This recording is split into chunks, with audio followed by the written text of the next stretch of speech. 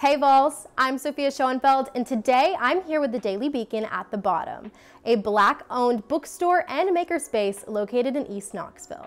This historic community was once known as the Bottom before being displaced by urban renewal in the 1950s. Today, we're going to speak with some of the people who work to educate and promote the creativity of those in the surrounding communities. As a UT student here, I come here to do homework. I come here to get my creative juices flowing.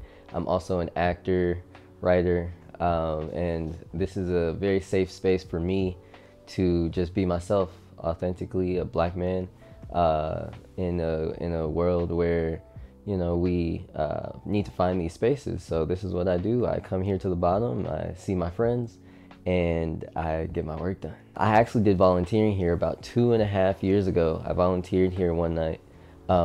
And after that, I absolutely loved the space, coming here, seeing the new revamps and everything as well. Just really, it's become a second home here in Knoxville for me, so I love it. I think that if you're not a part of the Black community, you might not see how a space like this, just having a safe space for Black people, could be important, but it really is. And so we just try to communicate that through art, through literature. We use these as tools to liberate our community. Not only, you know, pastimes to just enjoy, but real tools for justice and for creativity and for all these other things to flow through. Along with its many other events, the Bottom has its own podcast program for teens in the area.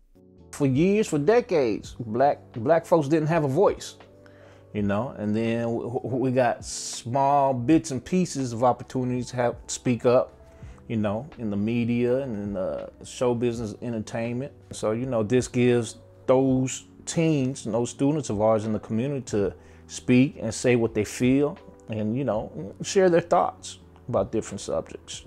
And also it opens up the world to them. And that's one of the things that I'm trying to get across to them, is that, one, they're not the only teen podcast program. There's plenty of them out there in the world. And that's the other opportunity I'm trying to seize for them, is to help them see those opportunities outside of a 6-block radius that they're used to. The Bottom also hosts their Black Creatives Meetup once a month. So Black Creatives Meetup was designed to give Black artists and creatives a space to express their work, but also to share the medium that they work in with other Black and Indigenous people of color at the center. But of course, anybody is welcome to come to the Bottom and take in what those Black folks have to offer when it comes to their art. I will say our community is amazing. They show up and show out for us all the time. When we might not be able to get funded by, you know, the government or other organizations, if there's a fundraising effort that's, you know, community-wide, community-led, like, they will donate to us. Like, that mutual aid is something that people are really, like, passionate about and really supportive of around here. We even had, like, a plumbing crisis in the summer that cost around $20,000 for us to get everything fixed. And we were really scrambling. We had to close for around a month, but the community helped us in that month raise all of the money that we needed to, you know, get our space back open. Our society these days, especially our Black teenagers, they're often viewed with a sense of fear, you know, and so it's like I had spoke over at Knoxville Police Academy one year, and I explained to them on ethics, integrity, and racial profiling. It's I'm not saying for you to go out and start a Hug a Thug campaign. Just, you know, just acknowledge them when you pass by them. Well, I think everybody you meet is going to contribute to your life in some way, whether it's based on that little interaction or, as happens often here in the Bottom, people form relationships with each other, with people they may have never met before, but, you know, as they come and take part in the space and join in these activities, you start to see some more familiar faces. You get to recognize people from, like, the last Black Creatives Meetup.